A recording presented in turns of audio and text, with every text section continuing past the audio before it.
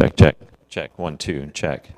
We'll go with this one, but if this one doesn't work well for us, Adam, we might just have him do the G5 is our most reliable handheld. Check. The mic I use on Sundays is brand new, and I'm very protective of it.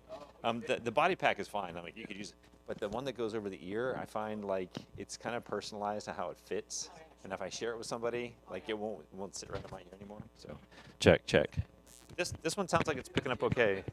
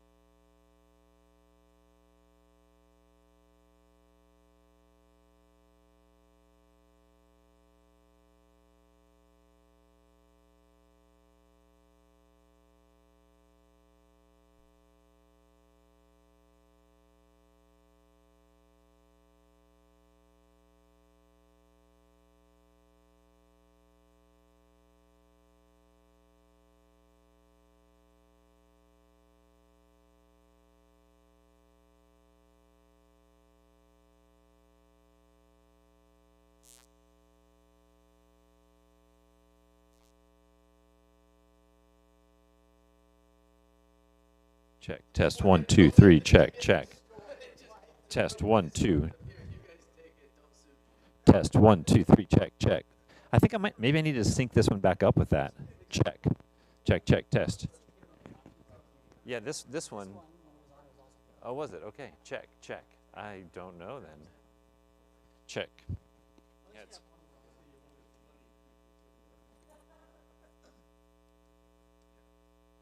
check. Check. 1, 2, 3. Check. Check. Check. Test 1, 2. Check. That's weird. It's not coming through though. Check. Oh wait, is it turned down here? Check. Check. 1, 2. Check. Check. Check. This one's as well.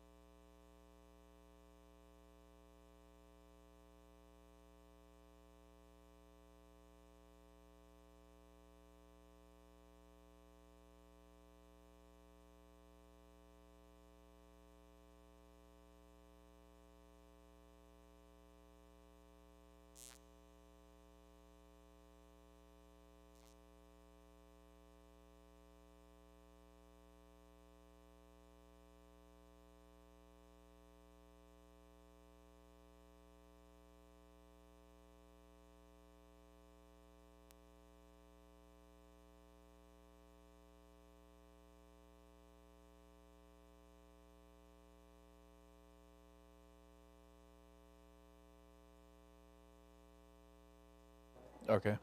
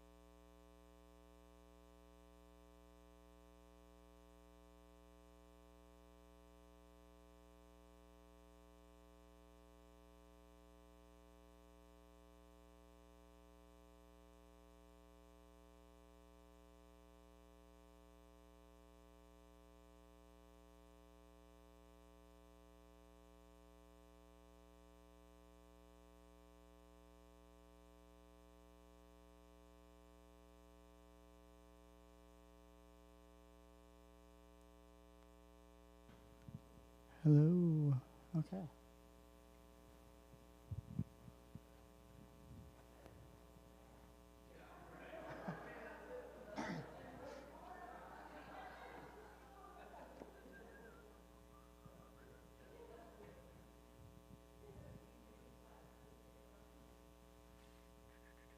All right, I will introduce you, Justin, just for the live stream people and stuff like that. So I'll stand right next to you and kind of.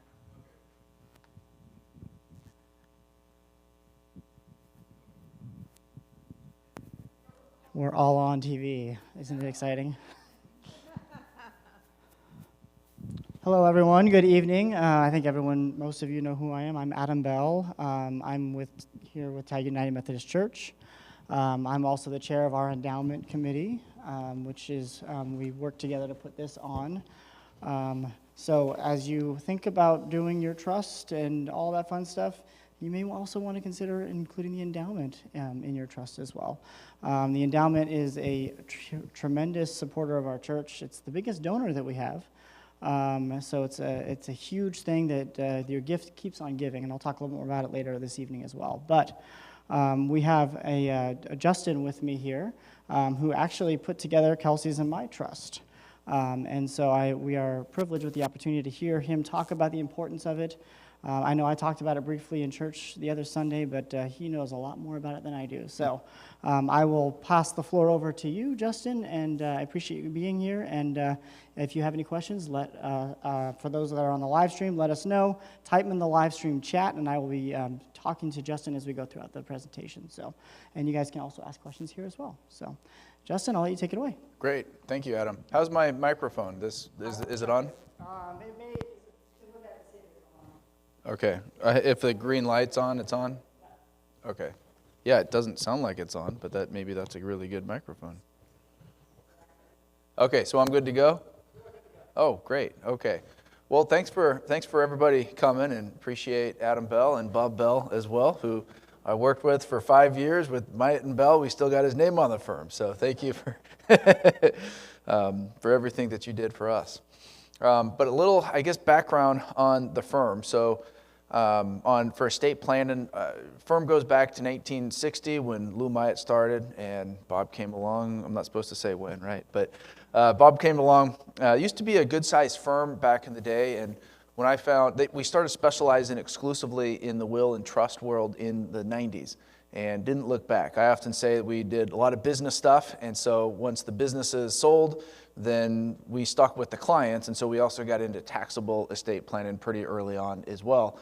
So back in those days, somewhat over 600,000, and then today anything over $1 million, they have to pay estate tax on. So we're definitely a estate tax planning firm.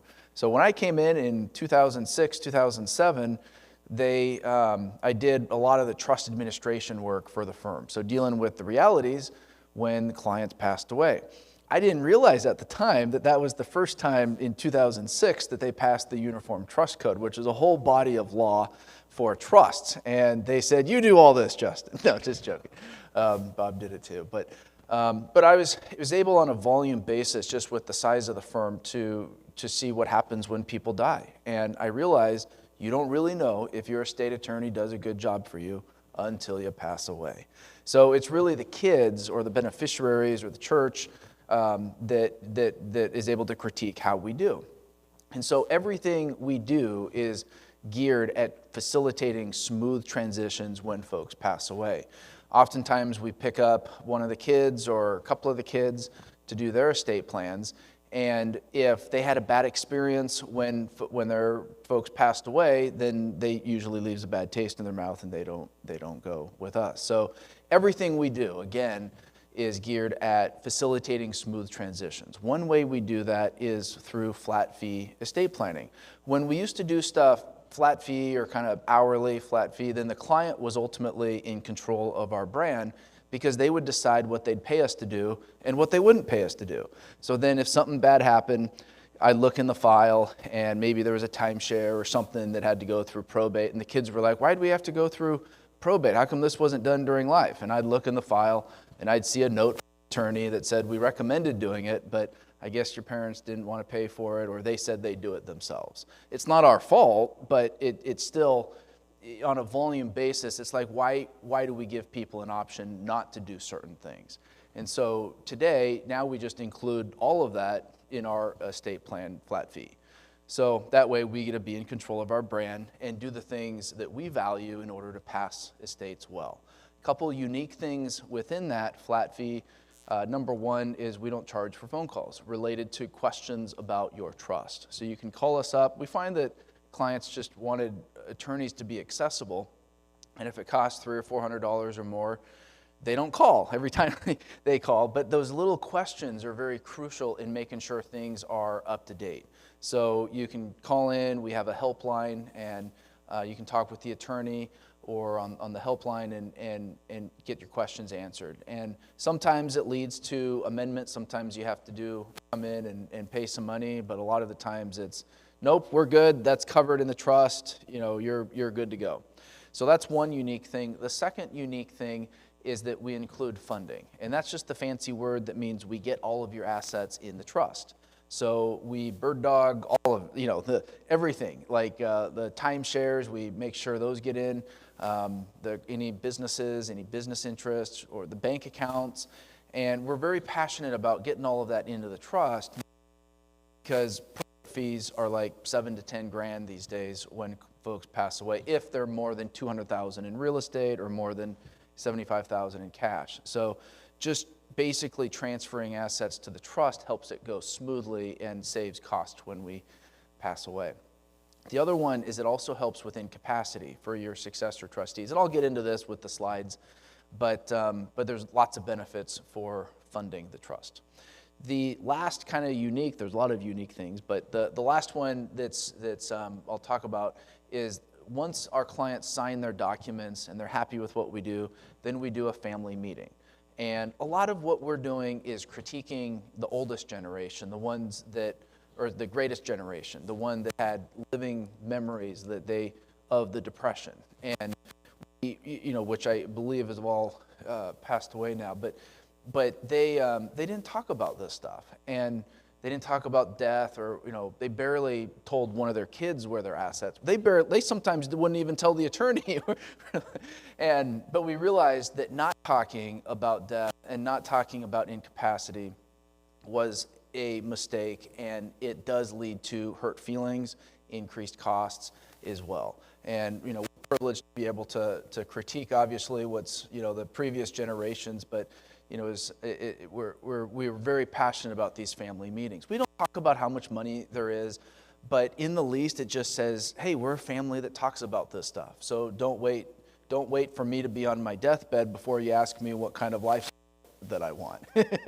and we start those meetings now when the kids are in junior high. Those ones look a little different than when the kids are adults, but actually, we've gotten lots of good reports. People like that almost better than any other meeting that they have with us. Also, it's the last one, so then they're done, right? But it's been fun to interact with the kids and really take a generational view of planning.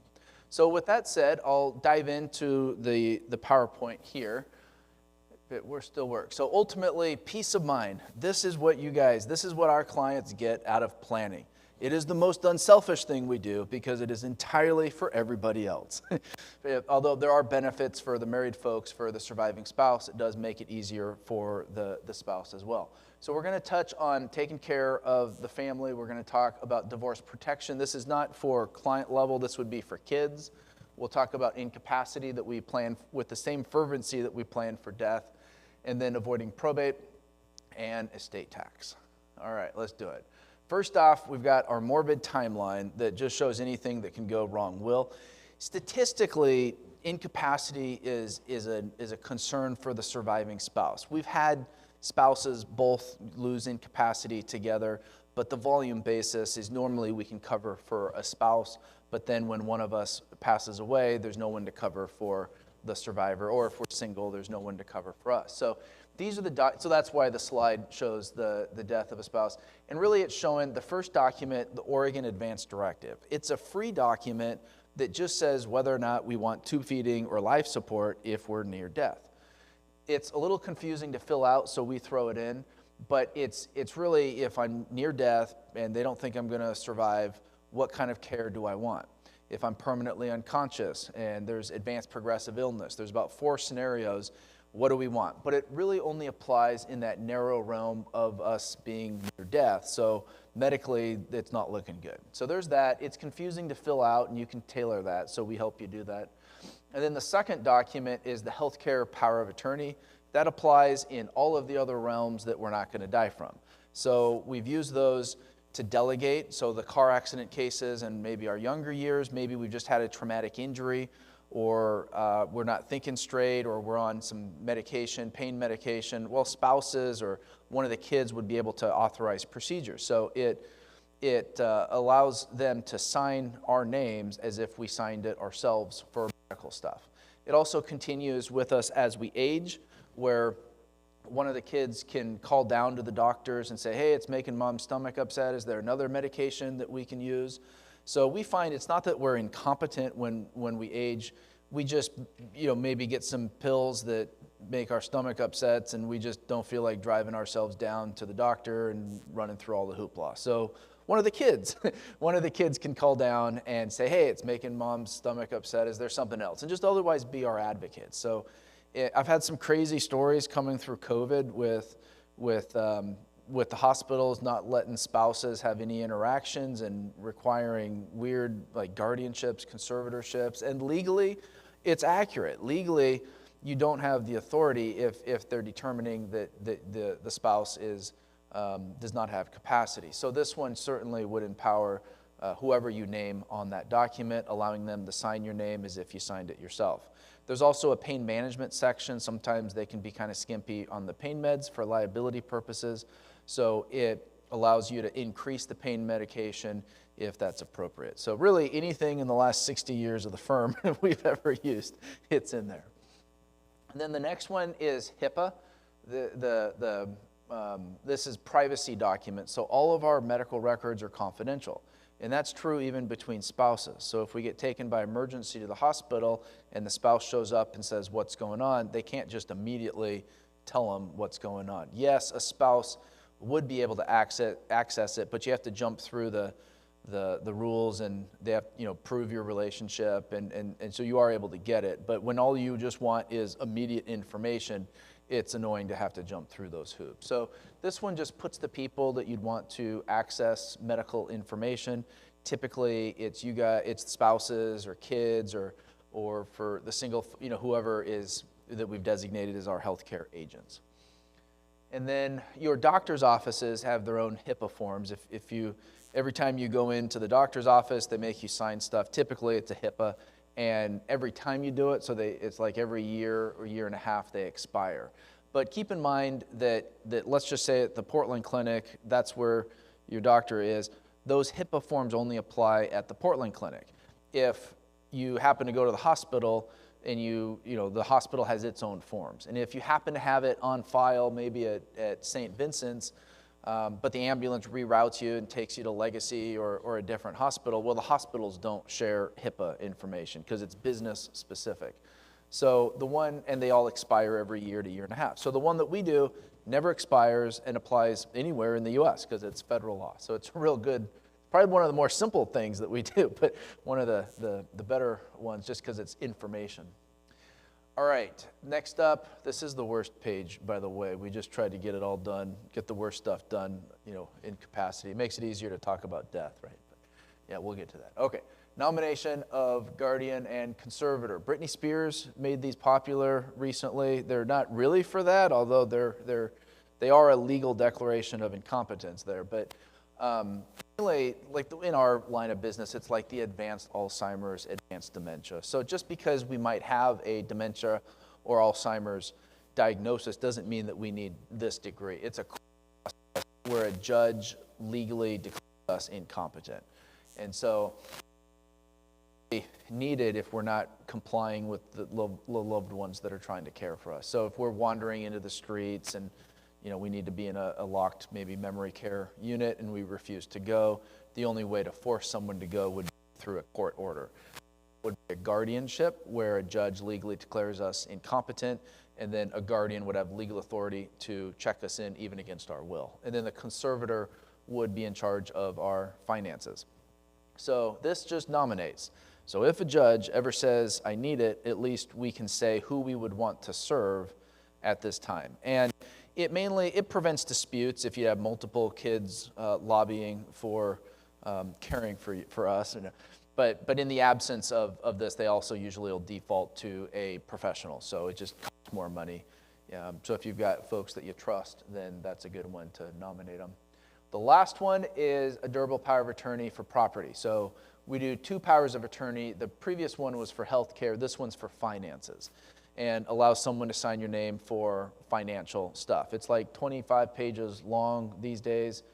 You name it, it's in there, but everything's just more formal. So if you're using it to sign tax returns, the IRS has special language they want to see. If you're pulling money out of your 401ks, then the broker-dealers have special language that they want to see. So everybody's just more formal. So it's another one of those anythings in the last 60 years of the firm, it's there. So having 2 powers of attorney, the reason for it is maybe you've got one personality, maybe one of the kids is better suited for the healthcare stuff, and then you can name a different person for finances. If it's the same person, that's fine too. But some people like to split up the roles. You know, you got your mercy, grace-oriented child. That's your healthcare one that gives you and then your financial. We won't describe them, right? But, okay. So I like to stop on each one. Any questions on any of these? All right. Yeah. I guess maybe only the Oregon advanced directive sounded state specific. So I'll sneak off and we'll live in Vancouver with no taxes. Do you have to review some of these things, or would it just be something specific like that? Well, on this particular page, they would work in Vancouver. It is that particular one is free, and I would recommend getting Washington's just because the ER docs are used to dealing with their own state forms. But the ER docs, the ER staff is all real good, so they would honor Oregon's as well. Yeah. Right. Yeah, I mean, it would still have Oregon law, and we are licensed in Washington. We get a lot of Washington and Idaho and Oregon, so yeah.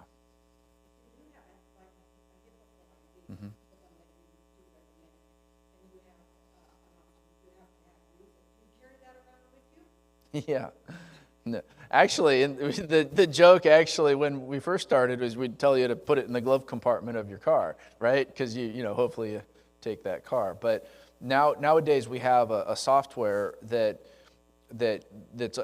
digital, and so there's an app on your smartphone. It's called Clio for Clients, and that's included in the stuff that we do. Yeah, and even if you might not like it, your kids will. So, and it's real easy because you never know when you might be in that. But everybody still has their phone, right? So they can just click on that app, and then it's there. And I've used it for clients, and I've just flashed it, and they've been able to give me the information. So, good question. It's one nice thing about tech. Okay.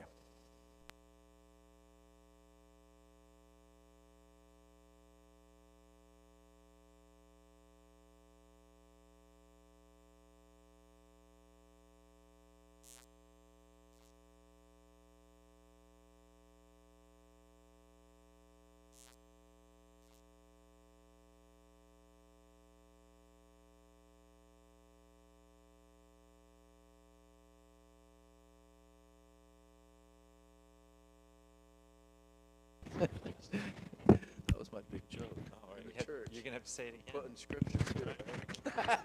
Out of context, right?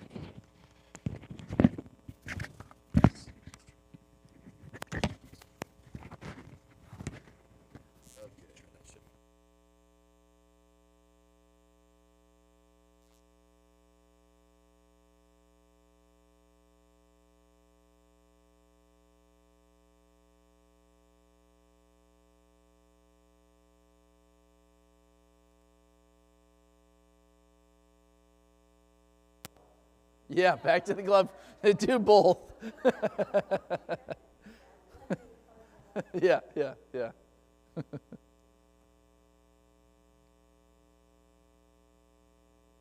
funny that I can't even hear the microphone.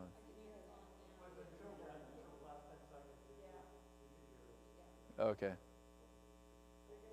Oh, am I? So keep going? Okay.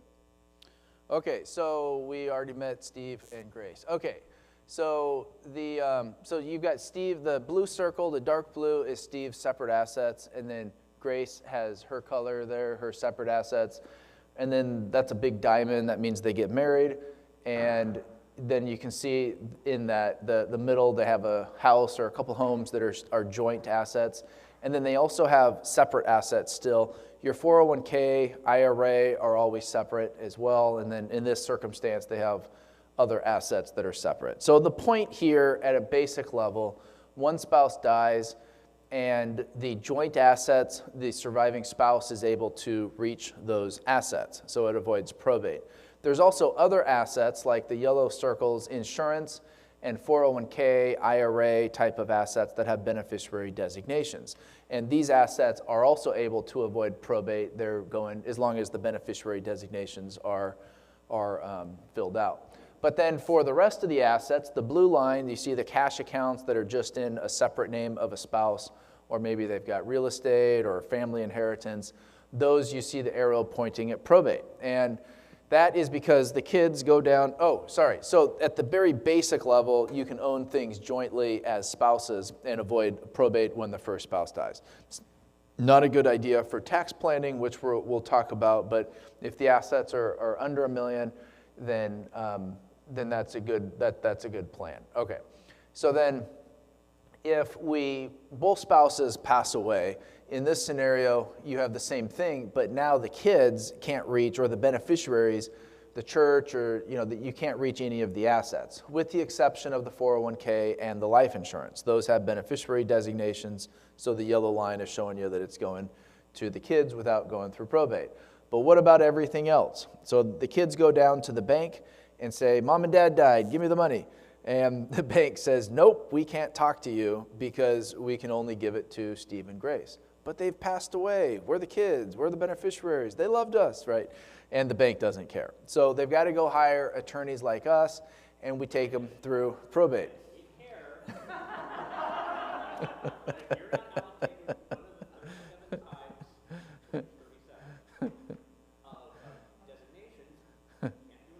Yeah, right.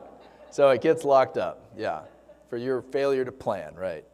Okay, so and so ultimately, what we file with the court and open up a probate, and ultimately the will that we draft during life, that's the document that says who do you want to be in charge. So that's your executor, and then it has your beneficiaries in there, and so we'll file that with the court, and the judge looks at it, ultimately signs a court order, and then the person in charge takes that court order over to the bank and says, hey bank, the court orders that you allow me access to the funds, and the bank says, great, thank you, that's what we need, and that's how they get access to the accounts. However, if it was that simple, everybody would do wills. It's not. So before a judge, though, signs that court order, they require the world to have notice. And that's still satisfied by publishing notice in the newspaper for 3 weeks, and it says who died and how much money you got. And then we got to wait 4 months for people to bring claims. So it's public, and people don't like that. And then the time expense, it takes roughly 9 months to a year. And that's, we actually are proactive, meaning we push it pretty quick. So 9 months is actually pretty quick. And then the costs of it, between the court filing fees and the attorney's fees, publication fees, if it's more than $200,000 in real estate and more than $75,000 in cash, it's a full probate, and it's like $7,000 to $10,000 in probate fees. And like Washington County is backed up for like a year, with the COVID stuff. So it's still better than California. The further north you go, it's better. Probate is evil for California, mainly because the attorney's fees are based on a percentage of your assets, not based on our time. However, you will find, because of all the bureaucracy in California, it's still not a good deal for attorneys to do probates down in California. But in Oregon, it's decent. I mean, there's a lot of filings that we have to file with Social Security. I mean, there's just a lot of different hoops they make us jump through. And then Washington is a little better on their laws up there. But that's Oregon probate. Any questions on probate? Or just to summarize it back to my own brain. Yeah, Having a will is not sufficient, you still do it through probate? exactly. Right. Even though that said, here's how I want my assets distributed. Yes. Okay. Now, most of our clients that do trusts, they still call them wills, and I gave up long ago correcting them. Yeah, but you're exactly right. If it's a last will and testament and that's all you have, then a will means probate, because the only way to validate the will is through a probate judge. Right. Yeah, good. Now, just by way of footnote, there's a lot of people that do things like to avoid probate that you shouldn't, just kind of rattle off some of them. Don't put the kids on as owners because you made a gift and they don't get a stepped up in basis. And if you just put one of the kids on as owners, then they have to make gifts when you die to their siblings. And those are gifts, and there can be issues with that. And we get people, they put the kids on their house, and that's bad too because you made a gift. One of the benefits of dying, other than, we know where we're going, but one of the benefits of dying is that we get a stepped up in tax basis. And real quick, if you bought a home or for $100,000, now it's worth $300,000, and you sell it, the kids have to pay income tax for $200,000. So if you make a gift and you put their names on it, then the basis goes with it. And so they'd have to pay income tax at death. But if we died with it, then the basis adjusts to whatever the fair market value is at death. So the kids sell it for $300,000, and there's no income tax. So there's other things. If you want to avoid probate, the best way to do it is to do a trust. So instead of the $7,000 to $10,000 and the time for probate, if we move all of the assets to a trust, at the basic level, it avoids probate. And now trust, I kind of answer this on a cost benefit. So we have trust, our typical trust packages range from $3,500 to $6,000. There's some $7,000 or $8,000, but those usually involve some business work as well. So the trust, even the fancier trusts, are more cost efficient than going through probates. Our will package is $1,500 for a married couple, so it's $1,000 for a single. And that includes, all of our packages, by the way, includes the will and also all of those timeline documents. So the wills are less, but then I like to add the probate costs over it. You know that phrase, over my dead body? I always wondered where that came from until I started doing this kind of work. So, oh, really? It does happen over our dead bodies. Okay, I digress. So with the trust, then yes, it's a little more upfront, but then it's more cost efficient when we passed away. And then that's how, at a very basic level, that was the point for this slide. There's a lot of other reasons, like tax planning. So if the assets are more than $1 million, it's an automatic trust. Even if the assets are less, if you want to do incapacity planning, the trust is better for that. So there's other reasons people do trusts, but from a cost benefit, that was the purpose for this page. Any questions on that transition? Okay, so the rest of the presentation is actually talking about trusts. And so in this scenario, we have trustors. Trustors are the owners of the assets. And you have Steve's back again. So Steve and Grace are the owners of the assets. Now we're creating a new position called trustee, where the trustee is the one in charge of the assets. Now with a will, you only have owners. So when owners die, nobody can access the accounts. Now by breaking it up between ownership as trustor and the trustee, when Steve and Grace both pass away, they can designate who they would want to serve as successor trustee. That way, that successor trustee can step in and access all of the accounts in trust. They don't own the assets because that's still Steve and Grace or the beneficiaries, but it goes a lot smoother and at the end of the day avoids probate. So Steve and Grace are the owners. They're also the trustees, so it's their money. They're in complete control. And then typically when one spouse passes away, the survivor becomes the sole trustee. And then if they both pass away, then they can name a successor trustee, and it goes to charities or wherever you guys want. All right, so also just a plug for funding is everything I've said, we say that we're the firm that funds its trusts. The reason is just because you have a trust doesn't mean that it avoids probate. We have to move the assets into the trust and change ownership of the assets in order to avoid probate. And we include that in our flat fees, and you can call us up through the years to keep updated on that. So if you opened up a new bank account, then you can call us up and say, what do I do again? And we'll remind you, just give them the certificate of trust. Give them that piece of paper so it's in trust. Would you like us to send it, right? So we try to make it easy for you. But that's where a trust will still have probate if the assets are not transferred to the trust. So if you have existing trusts, then it's just a plug to make sure that the assets are transferred appropriately to it.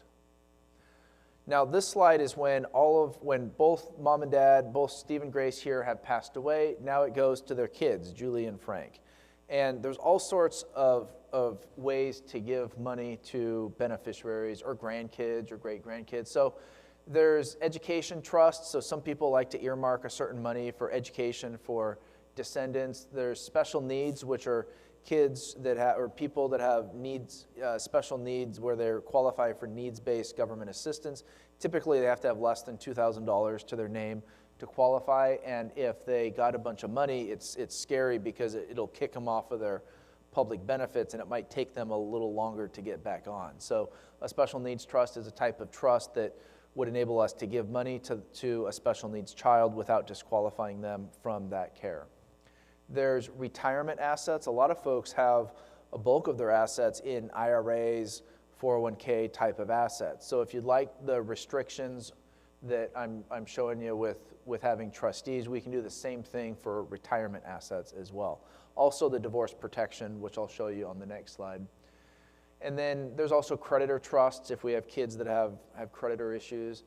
But maybe we don't need to give them more money if they already have creditor issues. But if we do, then there's creditor protection trusts.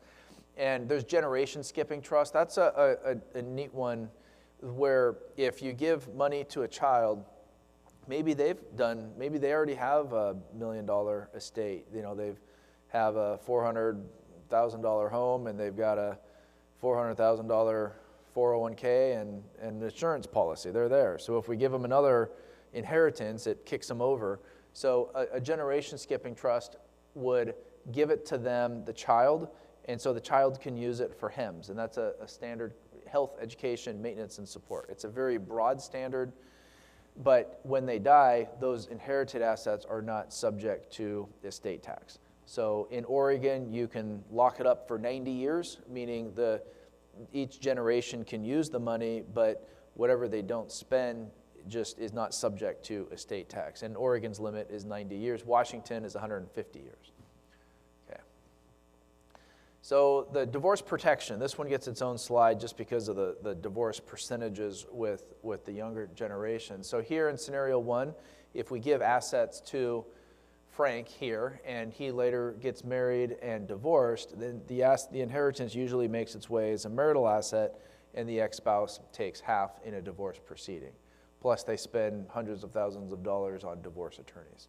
So in scenario two, we just automatically draft it up this way these days, where if we give money to a child, they get their own trust and they're their own trustee, and as long as they leave the money that they don't spend in that trust, if they were to ever get divorced, then the ex-spouse doesn't take any of the inheritance.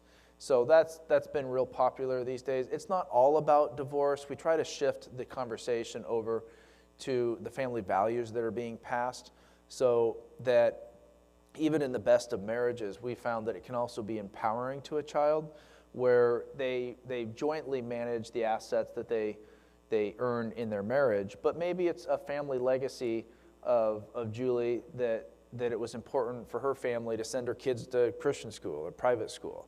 And maybe, the spouse doesn't want to spend it with their joint money. Well, it's empowering where she can say, well, yeah, this is part of our family legacy that I want to pass along, and there's the ability to access those family funds to do that. her inheritance. Same is true, we've heard stories with vacations where the vacations were really important to the families to connect with each other, and if they didn't have the funds to do it, then it can be empowering to a child is the point. In the best of marriages as well, there's also built-in estate planning. So when it's hard to do estate planning, I joke, I say it's definitely an adult decision because it's for everybody else, right? But here, there's built-in estate planning with the money that we're passing to Julie in this case. So if she were to pass away, then it would go to her kids in however you guys want us to write it up. So for the folks that have younger kids, we typically have someone else serve as trustee until the kids are 30. I think we've decided that 30 is the new 18. It just takes us a little longer these days. And so we have protections. The statistics that within 2 years of people passing away, the inheritance is spent. And so we go out of our way to talk in our family meetings as well about family legacy and permissible uses of the assets. Kind of depends on where the families are at and where the beneficiary stage in life there are. But there's good generational plans with this. Any questions on any of this stuff? All right. So here's estate tax planning. So Oregon, you see Oregon and Washington. So Oregon excludes the first $1 million of our assets and taxes everything over that between 10 to 16%. And $1 million, that includes our 401k, our IRA, the death benefit on life insurance, the fair market value of our house, not the tax assessed, but the fair market value, although they're not that far off these days. But property out of the state, property out of the country, if we've left anything out, it includes that too. And then Washington is $2.1 million. It is indexed for inflation. However, the index no longer exists. So it's actually just pegged at that 2.1 exemption. And then everything over that in Washington is 10 to 20%. So careful moving up to Washington. We do compete for one of the worst estate taxes because look at the top rate in Washington is 20%, whereas Oregon's top rate is 16%. For most clients, that's not, Washington is a better move if you're just looking purely tax planning. But if you're reaching up into the 15, 20 million area, you're going to pay more in estate tax. It's a good problem to have, I've been told. In addition to the state, there's also federal estate tax, which excludes $12.9 million. And these are just a lot of money, I know. But for married couples, it's $25 million that's exempt. But the tax rate is 40%. So it's a real killer. And the combined rate between Oregon and Washington, you got 49%. That's half of the assets going to the government. So watch out. It's really high right now. These are the Trump tax cuts. So it's the highest it has historically ever been. And it's never gone backwards, but it's also never been this high. And the background here is the Trump tax cuts expire in the year 2025, at which points it resets back to Obama's number, which was $5 million per spouse. So that would be anything over $10 million would be taxed at 40%. Now, Democrats usually want a lower exemption, Republicans want a higher exemption. Just to put it in context, though, that $5 million exemption for Obama, prior to Trump, was the highest it had ever been. We were all surprised that it went that high on a Democratic watch because that was one of the concessions that Obama made to get the Affordable Care Act through, the Obamacare stuff. And then as soon as that passed, he was campaigning on a $2.5 million exemption. So anything over $5 million would be taxed at 40%. So then that continued through the Hillary Clinton campaign, $2.5 million. Hillary loses, Trump wins. So the campaign of $2.5 went up to now $12.9 million. And Biden was the last Democrat that campaigned was $3.5 million. So that felt a little closer to where we kind of thought it might land with Democrat in power. So that would be anything over $7 million. It's political. I just kind of, if you're anywhere near some of those things, then there's some other things that we can do as well. But for the most of us, how we plan, for Oregon is the same way that we plan for the Fed. So this is sort of your step one. And for a lot of folks, this is the only step you need. Okay, so here's a simple revocable living trust with no tax planning. So this is a $1.2 million estate. They've got one home. We still have $300,000. I think you can still buy a home for $300,000, right? But or maybe they've got one bigger home for $600,000. But maybe they have a rental. So here, and then they have life insurance, and then they have bank accounts. So it adds up to $1.2 million. So when the first spouse dies, let's just say what's yours is mine and mine is yours. So it's $600,000 is the first spouse's assets. And that's under $1 million, no big deal, no tax. But if they just did a simple will or a simple trust and they gave everything to the surviving spouse, then the survivor now has a full $1.2 million estate. So when they pass away, then Oregon subtracts the first $1 million and the taxes on the $200,000. So this is in the 10% bracket. So $20,000 goes to the Oregon Department of Revenue before it goes to the kids. So this is why we don't do simple wills as well, because in addition to that, you'd also have probate fees. Okay, so the bird's eye view of tax planning, instead of giving everything to the surviving spouse when we die, we take the deceased spouse's share of the assets and we put it into what we call a family trust. And then you see the surviving spouse's other half, the $600,000, going into the survivor's trust. The reason we do this is when the surviving spouse dies, the assets in that B family trust they're not included in the estate. And so this is how we can take advantage of both spouses that have $1 million to exclude. So this will eliminate estate tax up to a $2 million estate. Now for the surviving spouse, don't feel like you're losing half the assets, because the survivor here has unlimited access to the survivor's trust. That's like their share of the assets. In addition, they're also the trustee of the family trust. You can tailor all of this. Blended families do stuff differently, but the survivor can have absolute control of the family trust and use the assets for their health. We call it HEMS. Health, it's an acronym. Health, education, maintenance, and support.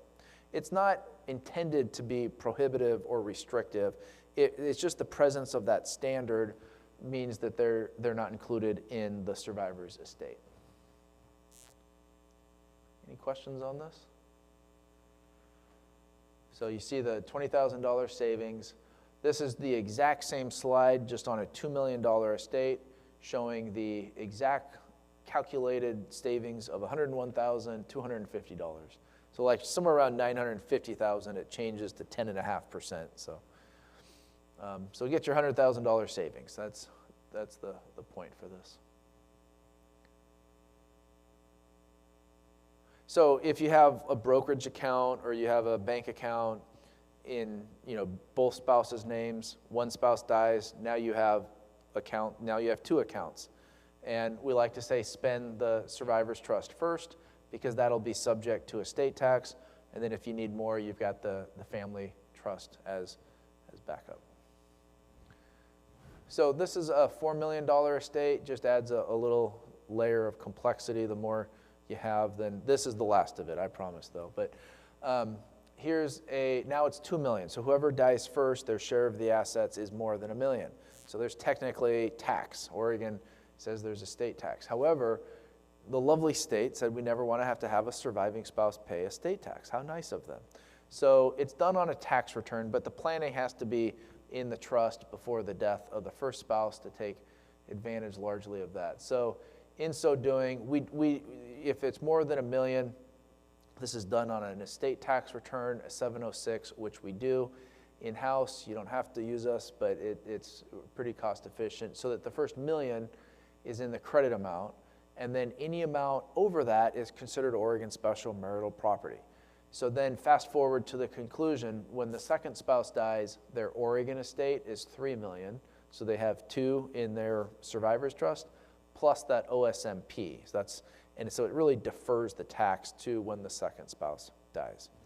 Now, yeah, actually it does. It defers the tax to the kids, because if the spouse is there, it's their money, right? But kids, they don't complain about the estate tax, because it's just random found money. It's probably why it's lasted so long.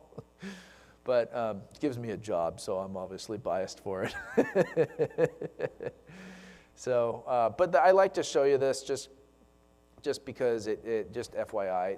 The family trust side, our goal is to get as much money out of the estate when the first spouse dies, just in anticipation that they might lower the federal estate tax. So back when they were talking about $2.5 million exemption, this would have now saved another 40% on $500,000. So the savings just keeps going up on that. So it's our job for estate attorneys is to keep all of your options open. Don't make you commit until the last possible minute. So here we've got period 1. This is the same thing, just a different way to say it, using the same slides. This one goes way back, yeah. The period 1, when both spouses are still alive, and they're the trustees, they're the trustors, it's your money, do whatever you guys do with it. And you can call us up through the years, ask us questions. It's just your housekeeping, get your trust and then put it back on a shelf and just look for our newsletters. We keep you up to date. I know, it's one of the trade-offs. We draft very flexible so you don't have to keep changing it every year. Looking backwards, they haven't had tax laws that's like, hey, you have to come in, I think since HIPAA, since we said, hey, HIPAA, there's a new HIPAA law. So it's really pride ourselves on drafting flexible. Can't make promises for the future, but looking back, we've been proud of that. And then when the first spouse dies, then you have period 2, and you see the AB trust. This is called AB trust planning. Brace yourself for a morbid tax joke. A for the above ground spouse, B for the below ground spouse. Right. Wah, wah, wah. I keep the joke alive. I keep it going. I had a client, and she comes in, her husband passed, and she said, and I noticed she had her checkbook. She had an A label on one and a B on the other, and I noticed that. And she said, Justin, I can't remember anything you said in that presentation except that horrible tax joke. And she says, I got A comes before B in the alphabet, so I use my A money first, and then if I need more, I've got B for backup. And that is literally all you have to remember. Thought it was brilliant. So.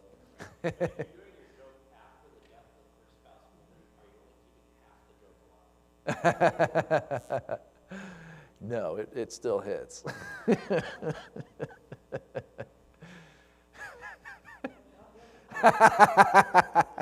I feel like we're in the same analytical business because I was right there. Yeah. And then when both spouses pass, then it goes to the kids at whatever stage in their life that they're in. And now the joke is fully gone, right? Right. Any questions on this? I got one more slide, and then we'll open it up for questions. And by the way, I was going to just mention with the endowment stuff is for tax planning, gifts to charity, you have 100% deduction. So any money that you leave to the charity, to the endowment or the church, you pay zero tax on it. So you can have a single person has a $3 million estate, they give $2 million to the church, and they keep $1 million that they give to their friends and family. They pay zero estate tax because there's a dollar for dollar deduction for gifts to charity. The second point is nowadays we like to satisfy gifts to charity through our 401ks and our IRAs, and they're called qualified accounts, just anything that you haven't paid income tax on. And the reason for that is, let's say that you gave your child $100,000 401k or IRA. And so then for that means we inherit a $100,000 IRA. Well, we have to pay income tax on that. And so yes, we can take it out over 10 years now, but that's, we have to pay income tax. That would be $10,000 a year that we're adding if we spread it out over the full 10. So the real value of that gift is going to be somewhat less than $100,000. Depends on investments and all of that. Used to actually pencil out on previous laws, but since they capped it at 10 years, they're not as attractive as they used to be. Which, with the Secure Act 2.0, there's people. The new thing is Rothing. converting your IRAs to Roths, which is great too. But don't leave Roths to the church. Leave your 401k, because the Roths are like the best assets to inherit for non-tax exempt places. You can leave your Roths, but if that's what you want. But if there's other assets, it's better to leave those. So then by giving that $100,000, let's just say you left it all to the church actually gets $100,000 and doesn't have to pay any estate tax, doesn't have to pay any income tax either. So you got that money, you didn't have to pay any income tax, they give it to the church, and the church doesn't have to pay income tax. So just file that away. All right, so the last slide is the incapacity. We begin and end with incapacity just with the same fervency we plan for death, we plan for incapacity. So here we've got Grace. She's got all of her money, all of her accounts titled appropriately in the trust, and then she's also the trustee. And she has Julie as the successor trustee. So Julie is only empowered upon mom's death or incapacity. Death is easy to define, but how do we define incapacity? So historically, in our documents, we've got the court process that we talked about, the guardianship, conservatorship, where a judge legally declares us incompetent. We'd like to avoid that. That's expensive and can be embarrassing. So then we also have the two opinions of two licensed physicians. So if two licensed physicians say that we're unable to manage our finances because of a physical or mental illness, that's another way to do it. And that one it still works. But nowadays, the doctors are more likely to refer us to specialists, to geriatric physicians and geriatric neurologists, because if we're concerned that the doctor is going to declare us incompetent, then we might not be willing to share information that we're struggling with memory issues and stuff like that. So they usually refer it out, which means typically that works when we're in like the ER or there's something traumatic happened, which is typically too late. So we've been really strategizing on holding the torch together. So somewhere, people age differently, but statistically we start raising it in the 70s and 80s and 90s, where maybe we put Julie as a co-trustee with us. It's kind of like adding them to the bank account, their names to the bank account. They're just a trustee, so that if an emergency happens, then they're already able to access our accounts and pay our bills. But some of us, wait too long or go down with the boat, I call it. So if that happens, then we have an incapacity panel, which is a third completely private way to determine the ability for Julie to serve. So yeah, we put the kids on there, and if the kids say, hey, we're taking over, then we're okay with that. Now, I know how it sounds, but in practice, if the kids are like, hey, mom, or hey, dad, we're taking over, and we have the wherewithal to say, no, you're not, well, then it doesn't work. And then you default to the doctors, and the doctors could declare us incompetent. And we could still say, I disagree. You can find a doctor that's going to be on your side. So you always have court as the worst case. But we found that in today's terms, it's a lot more honoring and respectful to use that private panel. And it's also been a lot more cost efficient. So it's, but also Grace has had good relationships with the kids, which maybe in previous generations, they didn't talk about this stuff. So we're talking about this stuff more than ever. And we found that those conversations, it's really, we have a lot more aging in place. We have a lot more kids helping out more than just one kid that back in the day. So there's a lot of good experiences in walking through incapacities with families. Yes, for some of us, we come into the world, we leave how we come in, and yeah, the humanity of it. I find that it does something to those of us that are caring for aging parents that's good, and also just says, hey, we're a family that cares for this. And so it's a good example for our kids. So generationally, no matter what age we're at now, we're going to go through it too. So our turn shall come. So we've had really good feedback with this. It's another thing we talk about in our family meetings. So that concludes the presentation that I have. So I'm happy to answer any questions that anybody has here or online. Yes. The last one there, so that if you have a co-trustee, you avoid the incapacity panel? You can, yes, because now if you have a co-trustee with Grace, let's say Julie is a co-trustee, then Julie's already on all of the accounts. And so it's rare that we have to remove Grace. That would only be if she's, has aged in a way that she's giving money away. And I have to say, there's some prudence. There's a lot of scams. I mean, they're just dialing. I mean, even people in our office that grew up with technology, have been susceptible to scams. And they're just getting smarter. I guess that's another negative for the tech world. So I do think it's good to delegate and even before we need it. And letting the kids, walking with them during life. I'm going through it a little bit with my family, doing it with my mom and my dad, step down. And I find that I can ask them questions like, what do you do with this account?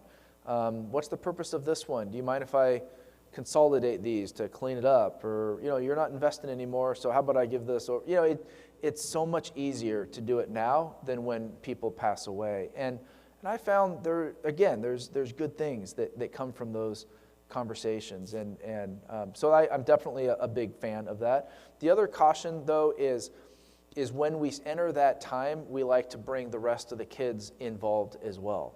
And we talk about this stuff more than we ever have. And I have a little soapbox that I say, in the absence of information, siblings assume the worst because we grew up with each other and we've seen each other at our worst. And so it comes back full circle when parents pass away, there's no one to regulate. And even if that brother or sister that's trustee is an upstanding guy, we're still going to remember all the times they pulled our hairs and ripped off the heads of the Barbies, right? So, but it also is good for the family to talk about this stuff. And we've also been used, to, again, bring in some of the family values with investing and even some of the kids that may not be as good with money. There's an opportunity for the family to connect them with financial advisors and hey, we're a family that saves for this. We're, and it's actually, I guess I'm getting a lot of stories in my mind that there's also good things that happen when we step back and allow the next generation to go. And we're in that more of a wisdom, we can, oftentimes they're like, I didn't get it until now. Yes. Now, if Julie is a co-trustee and she gets sued for $1 million, can that go back into the trust and take money out of the trust? So the question, if Julie gets sued, like a personal lawsuit, like she gets in a car accident, no, because the trusteeship it has nothing to do with ownership. So like a lot of your financial advisors, like attorneys, we have a fiduciary duty to you. We can only act for your benefit. So if I get sued, none of my personal stuff are going to affect anything that I'm advising you on. So that's the distinguishment between trustor, which is the owner, and then the person that we're putting in charge. We have a question on the live stream about, do vehicles go into the trust? And if so, what happens if something is sold and something new is acquired? Good question. So with vehicles, you can put them in trust. There's nothing wrong with putting vehicles in trust, but you have to go down to the DMV and fill out the paperwork, which is the same paperwork that you have to fill out when someone passes away. So historically, we've always said that you don't have to put vehicles in trust. And mainly because, again, it's just paperwork at the DMV that you have to do. So there's no as long as there's a trust and there's no other assets going through probate, there's no probate anyways for vehicles.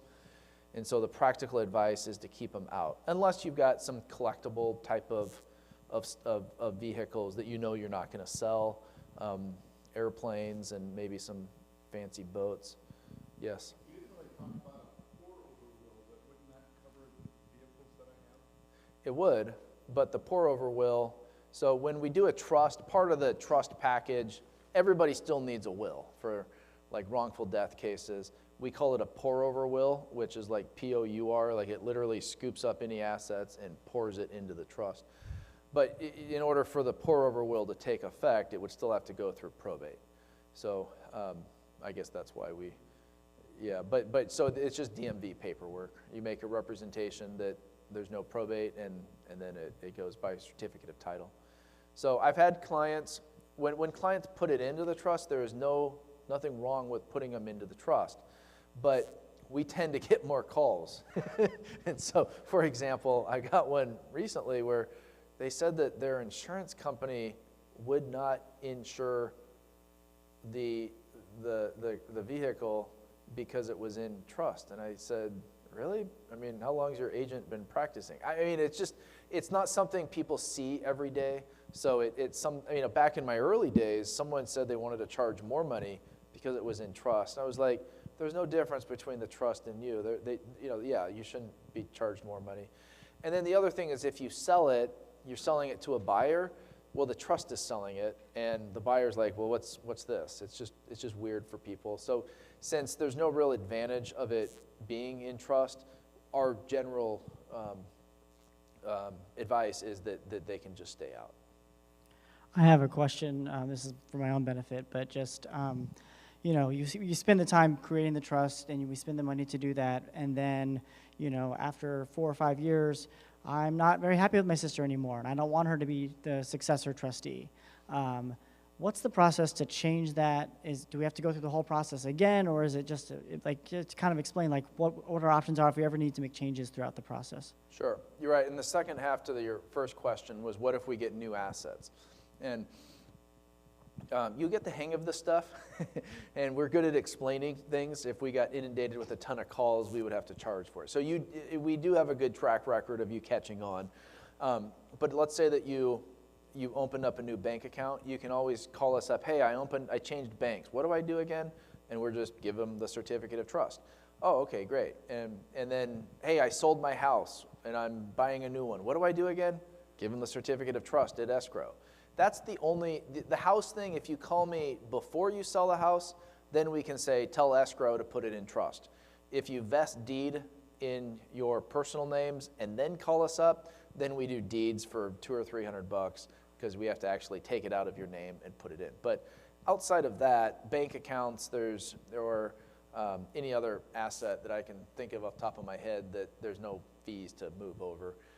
But if you have any questions, people just call up we have a trust line, and we have a funding team that will answer all that stuff.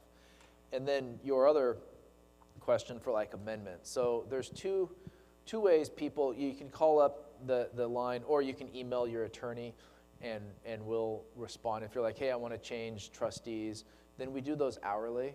And there's sometimes clients call us up and they're like, hey, my daughter, my child got divorced, do I need to do anything? And we're like, nope, you're good, it's already covered. Or, hey, they got a bunch of creditors, do I need to do? Nope, we're good, we have some language in there, right? So there's a lot that we're talk clients out of. But then they're like, hey, we had a falling out and there's a legitimate change. Or if they come in when they're younger and they needed to now they want to name the kids, that's a common one, then we do those hourly. And there's sometimes, if it's been a long time, if there's other new things that we end up doing, we might do a full restatement, and I'll throw in all the new stuff, but we'll talk about that. For basic changes, it's hourly, so it's like hundreds of dollars. Some of the ones like from the 90s or 2000s, we might do $1,000 updates. How we do stuff business-wise is we see what documents we have our flat fees, and then we don't give a full credit for what they've paid, but we credit the amount of the trust because oftentimes we don't have to do everything again.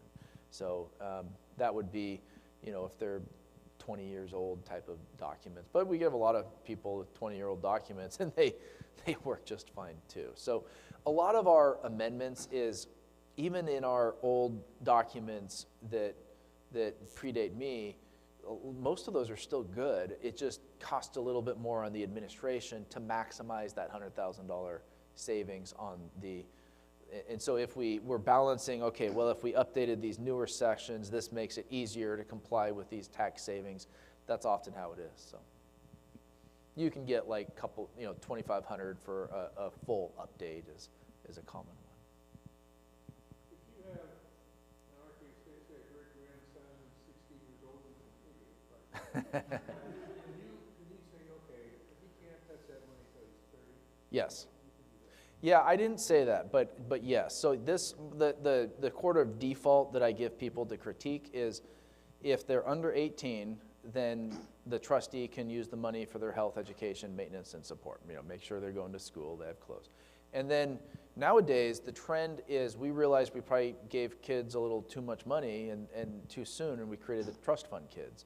So we realized the struggle is part of the maturing process. So at 18, they get cut off, and they got to go get a job, and the trust will only use the money for health or education if they want to go back to school.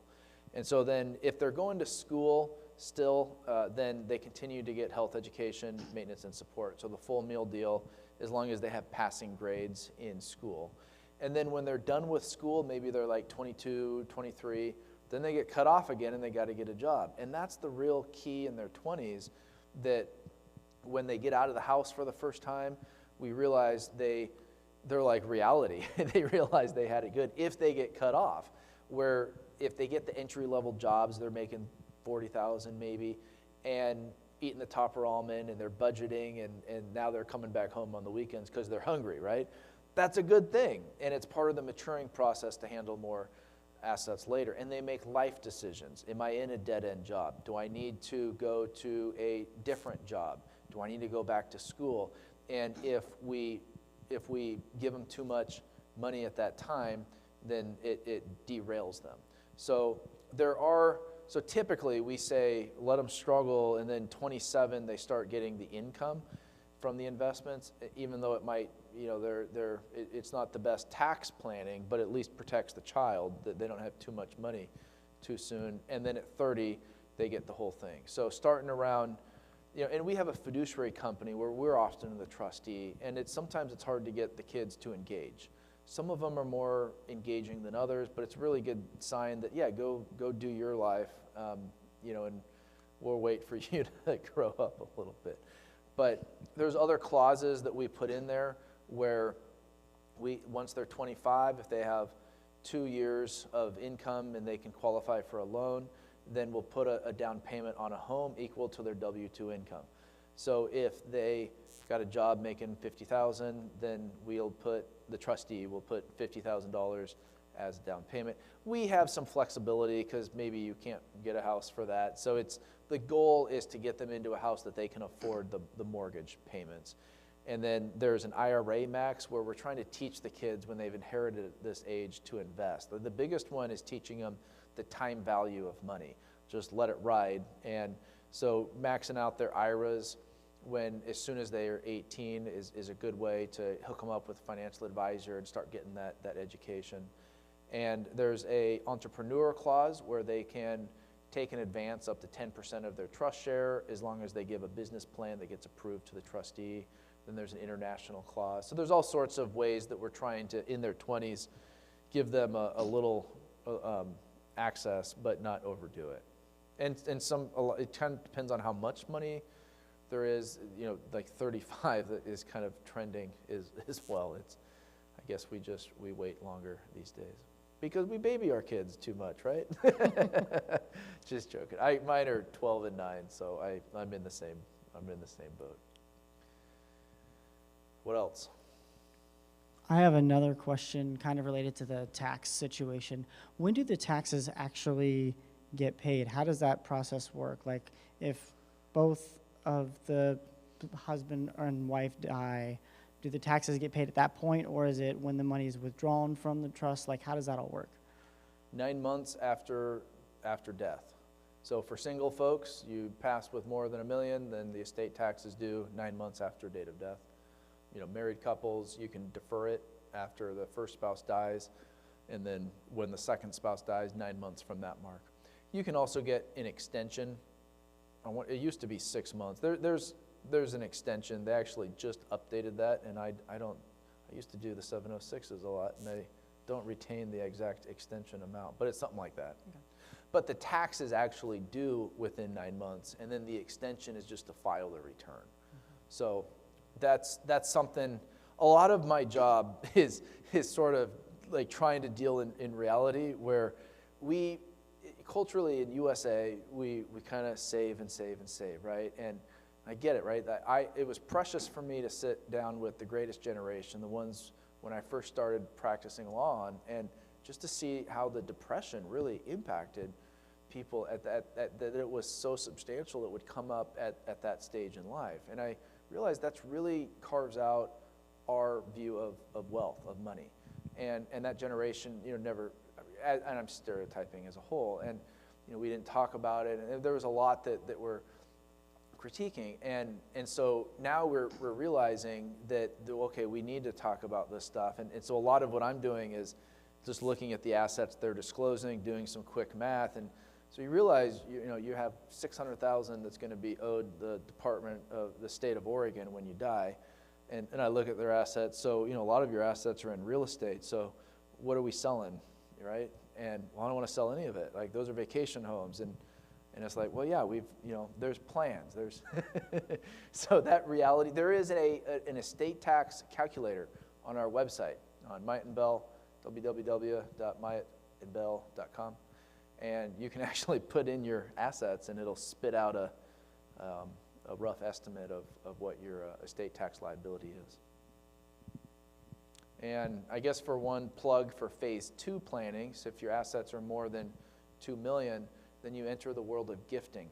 And the best clients are the ones that say, Justin, I don't care what I own when I die, I just want as much income and control that you'll give me. And it's another really fun discussions to have with families walking through that phase as well. We've been gifting since the prodigal son, and look at the benefits that prodigal son got by the gifts. So being able to walk with kids and be around to welcome them back if they happen to be, the reason oftentimes we don't gift is because, I don't want to screw the kids up. But at certain stages in life, it can also be used as good things. And there's also ways we can gift that don't actually foster that kind of party lifestyle as well. So we have courtesy consultations, I forgot to mention. So if you guys want to meet one-on-one, there's 8 attorneys, there's 22 with staff, and there's 4 of us that do estate planning. And the 3, that's all we do is Dina, Bryce, and myself. And we all do it the same way. You'll see the same presentation, the same jokes. We try to have a brand, right? We've been doing it for 60 years, right? Making the same jokes. So, we all have different personalities, but sometimes our schedules fill up more. And so we do a courtesy consultation, and it's about an hour and a half. We largely do this. We just do education, and if you have existing wills or existing trusts, give us ahead of time, and we'll look at it, and we'll let you know if you're good to go, or we'll tell you at least our recommendation. So no obligations. We just like to share the education for this stuff. Assuming Justin, you bring in here's our asset inventory on this, right? Yeah, we have some internal stuff where we'll ask you, it's just one pager, how much real estate. Yeah, and that's the other thing in funding, our process, is you can keep your assets up to date with us. And the reason is just we've been in the situation where they die, the kids or someone on behalf of the kids comes in and they're like, where's the assets? And we're like, we thought you had them. And they're like, aren't you the estate attorney?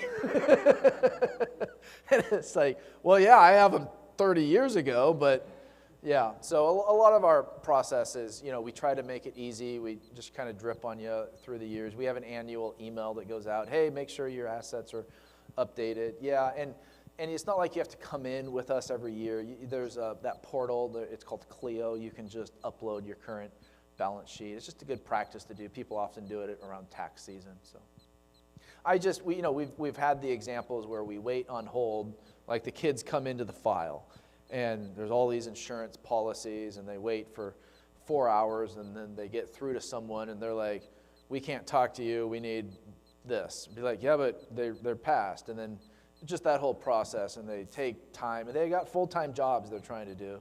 And then they finally get through to someone, and And then they're like, oh yeah, that policy expired 15 years ago. Okay, great, right? On to the next policy. And so we really just try to clean stuff up for you is the point. And then keep it clean. It does take two, though. We do need your help.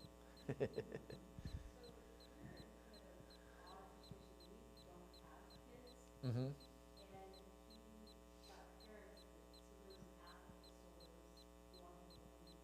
Mm-hmm.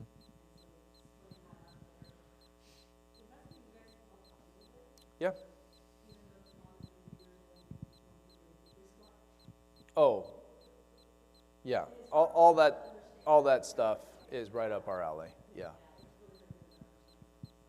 Yeah. Just get her in front of us, or we can use powers of attorney. Or yeah, okay. Yeah.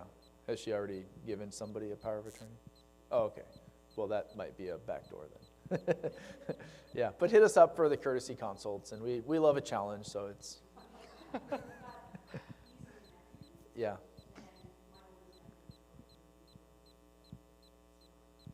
Right, and I've got to say, yeah, with all the folks that don't have kids, it can be scary too, right? Well, and the biggest concern is incapacity, like the healthcare documents, and I've encouraged folks like doing what you said is well, go check out the nieces and nephews and be intentional about it. And I've had clients, they're like, yeah, we started to take them out to, dinner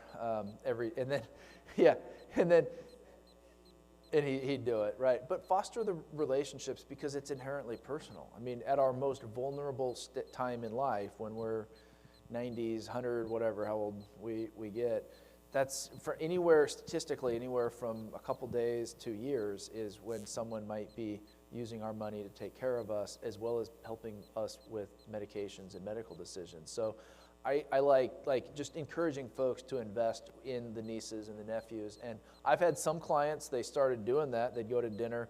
They're like, yeah, who we thought we connected with, and then that's, yeah. That's great. That's great. Yeah, but it's been another one just watching folks that haven't grown up with them or had that time. It's actually been it's been good. So people say estate planning is about dying and death and all this morbid stuff. It's not. I mean, okay, a little bit, but it's actually more about living, because after we do our plan, we actually realize we get to finish out the term. So you guys got good questions. Well, Justin, we thank you for your time and really appreciate making the effort for this. Yeah. Let's give Justin a round of applause. And as Justin said, if anyone is interested, there are some information cards in the back, and there's also some business cards as well, and we'll keep them here. For those that are on the live stream, we'll have them here at the church as well. And again, really appreciate the opportunity to have Justin here, and it was just a very good conversation. Lots of information. I would highly encourage anyone to take advantage of the free consult with Justin. We did it during the pandemic over Zoom, but it was still definitely very informative, and you ask all those questions that you're like very personal questions or very individualistic questions, and you can get all the answers that you need. So thank you guys all for attending, and if you have any other questions or want to talk more about the endowment fund here at the church or all of that fun stuff, feel free to reach out to me at any time. Yeah, Larry. No, I waited till he retired before I seeked it. So. Thank you all very much. Appreciate it.